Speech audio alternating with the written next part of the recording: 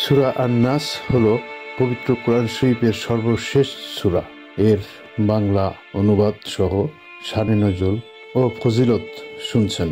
এই সূরাটি শানে নজুল হল আল্লাহ তাআলার কাছে প্রার্থনা, খারাপ জিন এবং খারাপ মানুষের কাছ থেকে নিজেকে হেফাজত করা, মানুষ এবং জিনদের অনিষ্ট হতে আল্লাহর কাছে হেফাজত চাওয়া। এই সূরাটি সূরা আল ফালাক একই সঙ্গে নাজিল হয়েছিল। সূরাটি মক্কায় নাজিল হয়েছে এবং এই মক্কাতে কোনো এক ব্যক্তি হযরত মুহাম্মদ সাল্লাল্লাহু আলাইহি ওয়াসাল্লামকে জাদু করে। জাদুর ফলে নবী করিম সাল্লাল্লাহু আলাইহি ওয়াসাল্লাম অসুস্থ হয়ে পড়েন। তখন জিবরাইল আলাইহিস সালাম এসে সূরা ফালাক এবং সূরা নাস পড়তে বলেন। যখনই নবী এই সূরা দুটি পড়তে থাকেন তখনই সে ধীরে ধীরে সুস্থ হয়ে ওঠেন। সূরাটির হুবহু অর্থ হল, দয়াময় পরম দয়ালু আল্লাহর নামে।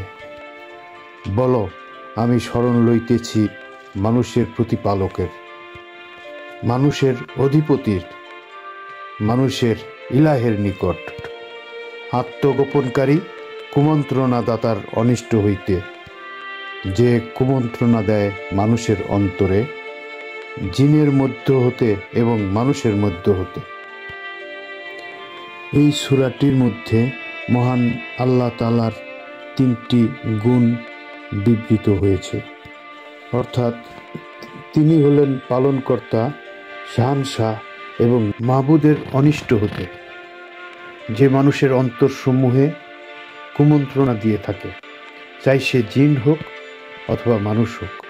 অর্থাৎ যারা অন্যায় ও খারাপ কাজকে সৌন্দর্যমণ্ডিত করে চোখের সামনে হাজির করে পথভ্রষ্ট ও বিভ্রান্ত করার কাজে যারা অতুলনীয়, আল্লাহর অনুগ্রহপ্রাপ্ত ব্যক্তিরাই শুধুমাত্র অনিষ্ট হতে রক্ষা পেতে পারে।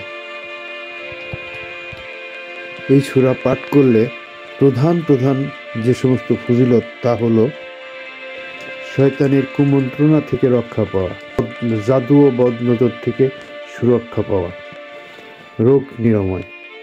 ঘুমানোর আগে এই সূরা দুটো আমল করলে, সূরা ফালাক এবং সূরা আন-নাস, বালা মুসিবত হতে আল্লাহ রক্ষা করবে। সবচেয়ে শ্রেষ্ঠ আমল হলো ঘুমানোর পূর্বে প্রতিদিন সালাতে, 5 ওয়াক্ত সালাতে এই সূরাগুলো নিয়মিত পাঠ করা উচিত। সকাল সন্ধ্যায় প্রতিদিন এই সূরা দুটো পাঠ করা উচিত। ঘুমানোর আগে অসুস্থ অবস্থায় এই সূরা দুটো হলো আমাদের জন্য আল্লাহর পক্ষ থেকে এক মহান উপহার।